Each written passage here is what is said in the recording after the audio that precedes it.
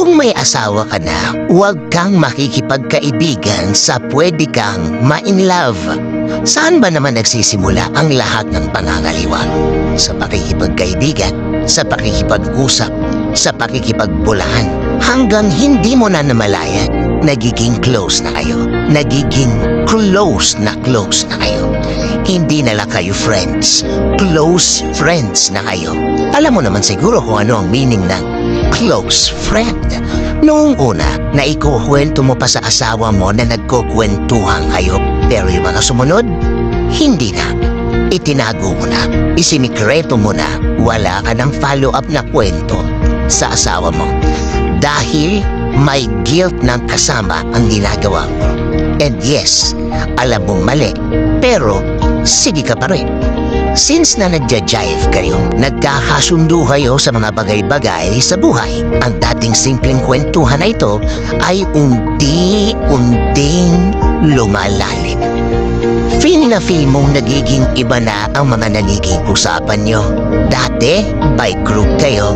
Dati, may kasama pa kayo. Ngayon, iba na. Kayo na lang. Kayong dalawa na lang. Oo naman, feeling niya din yan. Since na noon pa man may dating na siya sa'yo, hindi na din mahirap ang maging close sa kanya. Mas personal na ang mga usapan nyo. Iba na ang tono. Hindi na lang kayo magkaibigan. Naglalandi ka, lumalandi siya. Naglalandi na kayo. Huwag mong sabihin na nadadala ka lang ng sitwasyon. Dahil sa una pa lang, alam mo nang mali. Lalo na ang mga sumunod na pagkakataon, mga sumunod na pag-uusap at mga sumunod na lakad nyo. Hanggang maramdaman mo na lumubog ka na in love ka na. Oo naman, you felt good. Pero tinago mo, tinatago mo, hanggang ang mga susunod mong gagawin, magsisinungaling ka na. Ngayon, yung itinatago mo, magsasuffer na ang lahat.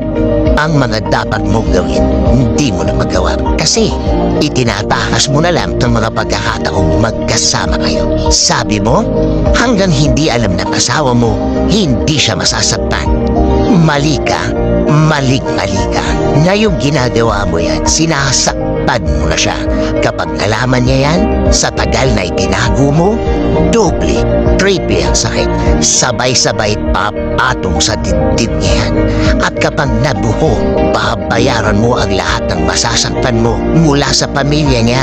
Kahit sa pamilya mo, masasaktan mo. Kahit ang mga bata mo, walang kamalay-malay. Masasaktan mo. Ang dating tahimik na pamilya mo, wasak na. Kahit ubusin mo ang dahilan o rason, i-justify mo man ang ginawa mo, wala na paniniwala sa'yo. Kahit sino pa ang takbuhan mo, huhusga ka. Lalo na ang mga taong nakakakilala sa'yo, nakakakilala sa inyo. Oo naman, kilala nila kayo. Kilala ka nila, alam na alam nilang sinungaling ka, naghahanap ka lang ng simpatsya. Pero kahit anong daldal mo, kahit anong gawin mo, iba pa rin ang tingin nila sa taong nagloko. Iba pa rin ang tingin nila sa taong nangaliwa, pumatol sa iba, mga taong unfaithful. Ngayon, makikipagkaibigan ka pa ba sa taong pwede kang ma-in-love? Na-imagine mo na ba ang gulong idudulot sa'yo at sa tahimik mong pamilya? Ikaw na ang lumayo, ikaw na ang umiwas, ikaw na ang pumigil sa sarili mo.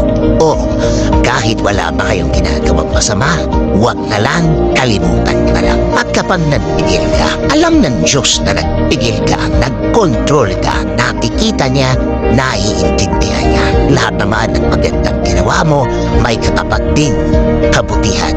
Nakikita niya kung gaano kalinis ang puso.